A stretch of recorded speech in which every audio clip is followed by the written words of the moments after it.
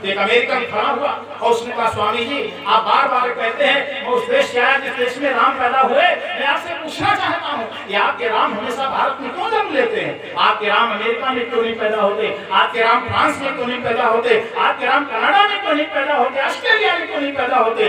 तो स्वामी जी गंभीर हो गए और स्वामी जी ने कहा, महोदय अरे मेरे राम ऑस्ट्रेलिया में पैदा हो सकते हैं, मेरे राम कनाडा में पैदा हो सकते हैं, मेरे राम फ्रांस में पैदा हो सकते हैं, मेरे राम तुम्हारे अमेरिका में पैदा हो सकते हैं, लेकिन राम जैसे पुत्र को जन्म देने के लिए जिस स्तर की कौशल्या माँ चाहिए वो माँ केवल भारत में पाई जाती है। इसलिए राम सदा भारत में जन्म लेते हैं, दुनिया के किसी देश में राम नहीं पैदा होते। वो माताएं भारत की थी भाइयों बहनों, वो माताएं थी जिन्होंने जो है अपने गोदी में राम को खिलाया, भगवान को खिलाया, कृष्ण के रूप में भगवानों को खिलाया, दत्तात्रेय के रूप में भगवानों को खिलाया। आज ऐसे माताएं कहाँ गई?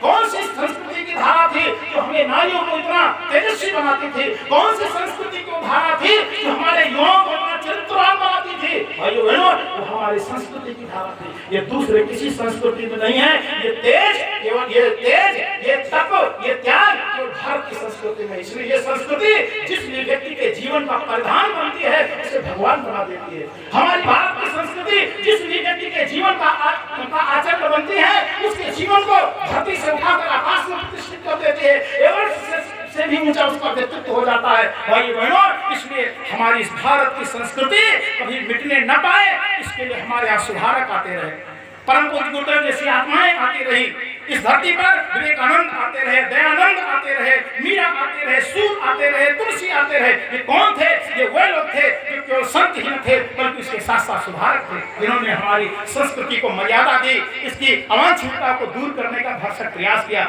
आज हमारा कर्तव्य बनता है कि हम ये सुधारकों के देश भारत में इन सुधारकों का स्मरण करें और स्मरण करते हुए जिन संस्कृतियों के पुनर्स्थापना के लिए उन्होंने जीवन लगाया उस संस्कृति को सम्मान देते हुए उसके सूत्रों को अपने आचरण से जोड़ने का संकल्प ले, ताकि हमारा जीवन एक जलता हुआ दिया बन सके। भाइयों बहनों, ये उसका दिन है आज का। और एक अंतिम बात जो मैं कह रहा था वो ये कि तीसरा जो हमारे यहाँ सबसे बड़ा सम्मान है और सबसे बड़ा जो ऊंचा व्यक्तित्व है, सबसे महनीय व्यक्ति जो है तीसरा, उसे हम शहीद कहते हैं।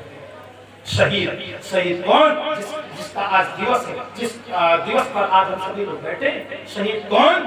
जिसके त्याग से, जिसके बलिदान से, जिसके समर्पण से, जिसके बलिदानी भाव से न केवल संस्कृति रक्षित होती है, न केवल संत रक्षित होता है, न केवल समाज रक्षित होता है, बल्कि हमारा सारा राष्ट्र ये चैन की नींद सो पाता है। वो कौन?